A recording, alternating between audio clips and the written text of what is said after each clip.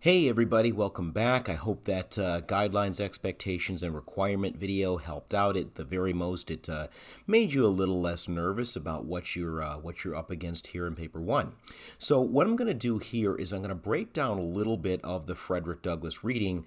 And so if you don't have it with you, it would be a good idea to grab your book or download the one that I gave you in Canvas, because if you've got it with you, you're going to be able to jot some things down, maybe even mark a page number or two. And I'm hopeful, the whole point of this is so that when you go to actually sit down and write the paper, the whole process will just move a lot quicker and a lot more effectively, okay? And so when we have these sessions in a face-to-face class, one of the exercises that I've used over the years and our classes have had a lot of success with, I always ask the students to jot down a list of things that remind them of the word of identity, things that make up someone's identity. And, usually they go super, super deep here with things like morality and physical appearance and ethnicity and things like that. And that's all great.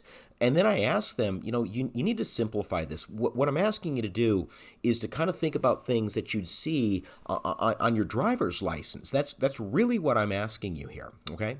And so what I want you to do, and if you play along, I promise that this is going to help you. You will see that there is a method to my madness. So put me on pause if you need to, and think about the things that make up someone's identity, okay? All right, so what did you come up with? Okay.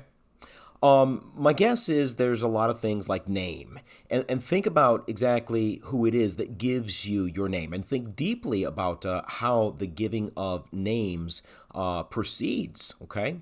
Your last name generally is your family name. You get this from your family. Same thing goes when it comes to your first name.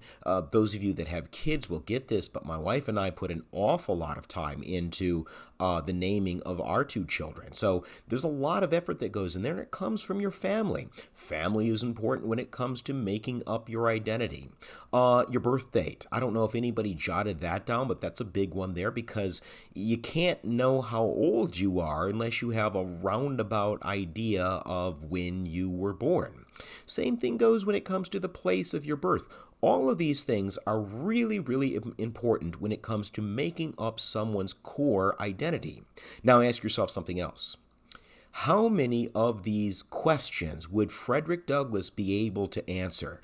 Can he tell you, under no certain circumstances, this is my birthday, right? And the answer is no. For those of you that are ankle deep in Frederick Douglass and My Bondage and My Freedom, you know that he can't do that. He knows who his mom is. He's got this very abstract relationship with her, but he does know who she is. She's a little bit shrouded in mystery, as is his father. So most, if not all, of those those issues that you jotted down, there's only a very few of them that Frederick Douglass can answer.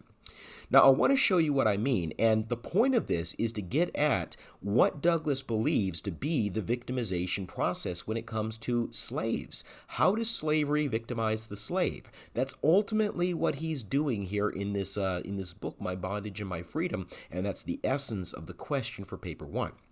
So if you're following along with this book, the one that I assigned, what you're going to want to do is you're going to want to turn it to page 30. However, if you are following along in the book that I gave you, that would be on page 22, and it's actually at the bottom left corner at 22.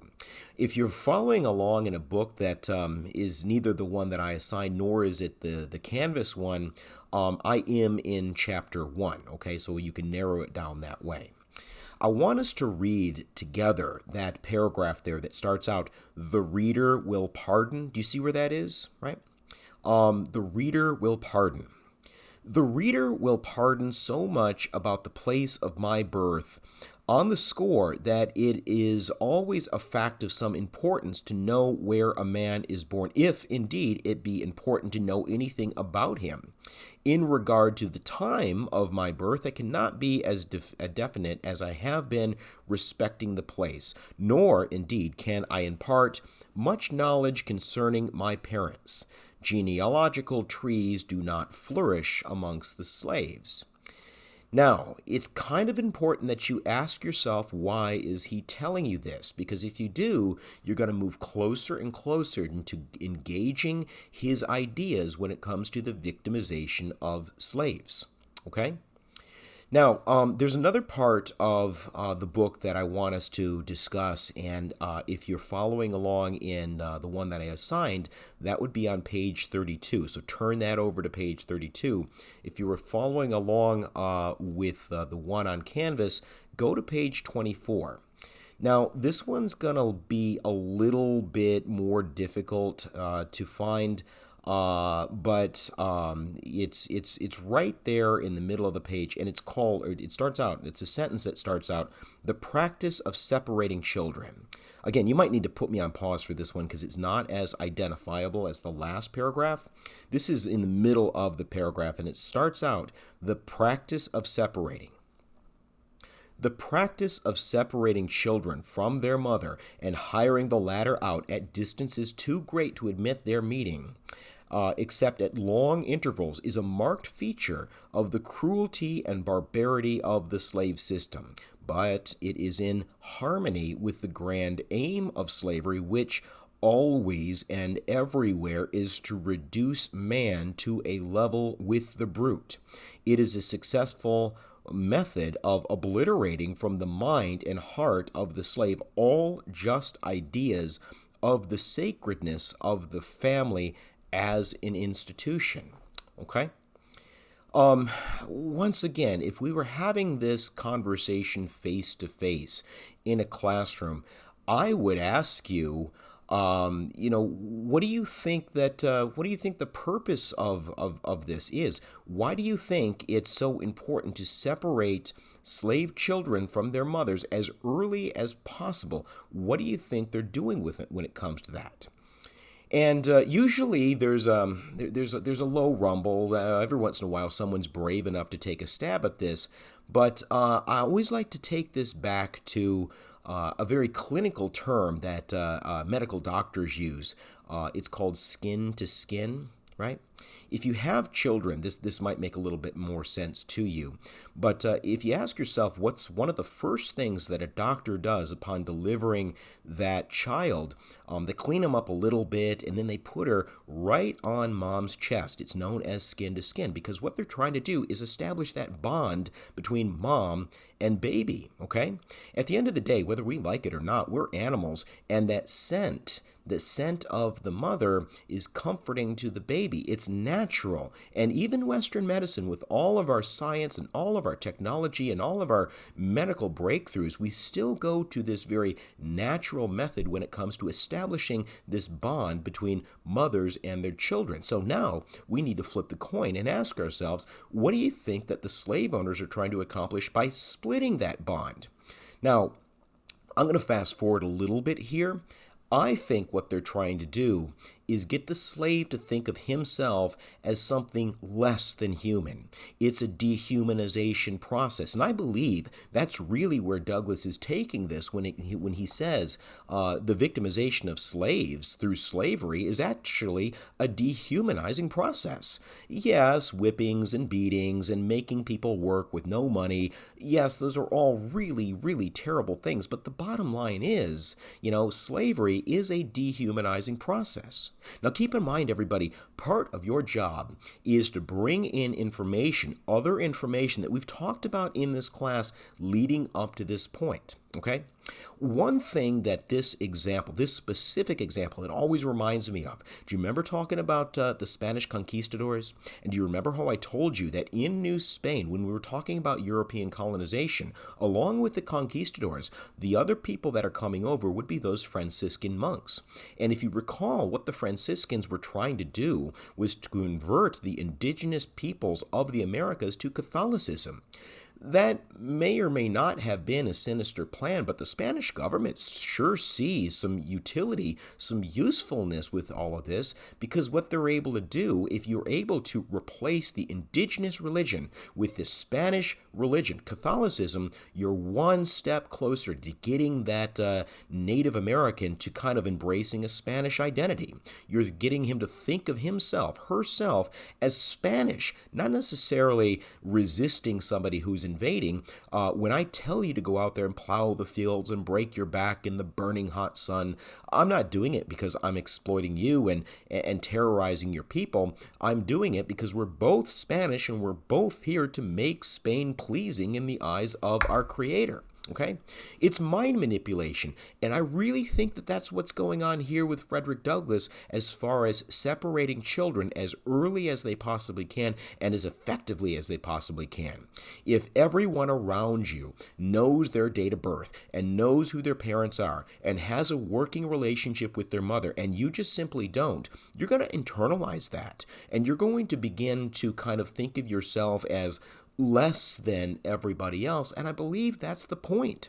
The point when it comes to doing this mind manipulation, brainwashing to the slave, is you want your slaves not to think of themselves as human beings. You want them to think of themselves as machines. And of course, you would want your machine to work at peak levels. You don't want your machine asking a bunch of questions. You don't want your machine questioning the system. Okay? I hope that makes sense because it's a powerful piece of evidence.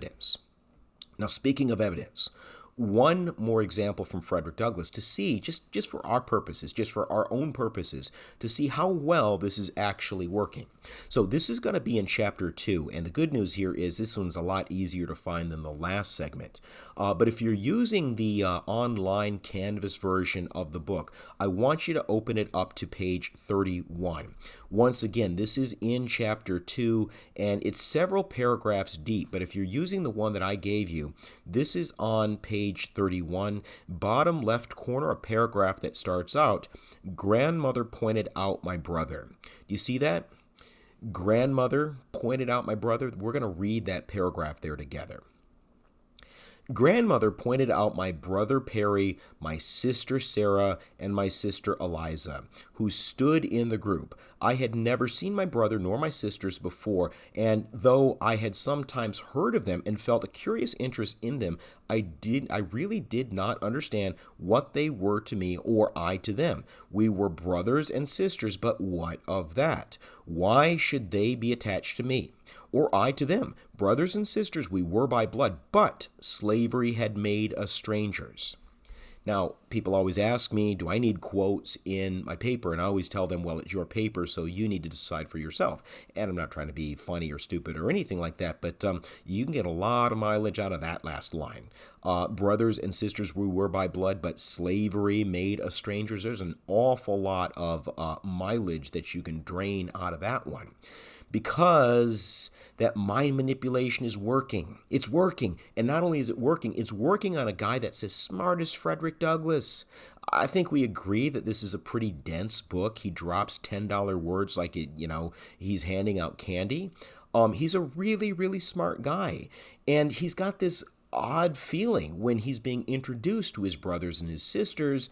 He's like, I know I should feel something here. This should have a heavier feeling. I know that these words have meaning behind them, but I'm just not connecting with it.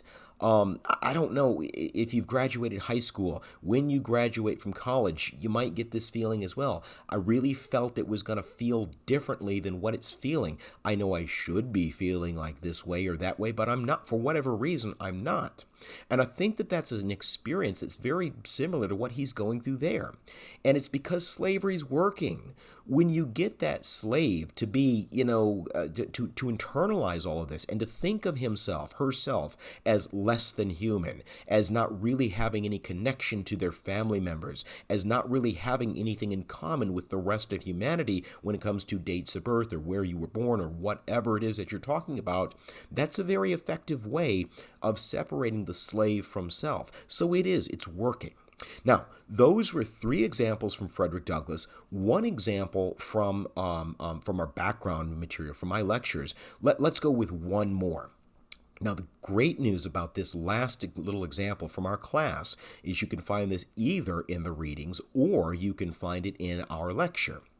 If you think about the Middle Passage, this is a really, really vivid connection when it comes to the dehumanization of slaves. The Middle Passage, this process whereby slaves are captured in Africa and they're transported across the Atlantic Ocean as cargo and they're sold in the Caribbean. This is a transformation where they went from prisoners to property, chattel slavery. There's no more vivid, more specific of an example that you can use when it comes to dehumanization than the Middle Passage, because they're literally treated as property. They're stowed away under the deck in subtropical environments. Just think about all the miserable conditions that we're talking about here. They're thought of as human property, human cargo. So if you're looking for an effective way to bring in something that we've talked about in class, the Middle Passage is worth its weight in gold. Anyway, I hope that this sheds an awful lot of light on the victimization process of slaves as Frederick Douglass sees it. In our next video installment, I'll talk about the victimization of slave owners. This might be his most ambitious claim in that book, that the people that actually own and profit from the system of slavery, those individuals are actually victims of the system as well. So if this has been helpful and you like what you saw here, follow me over there to the next installment.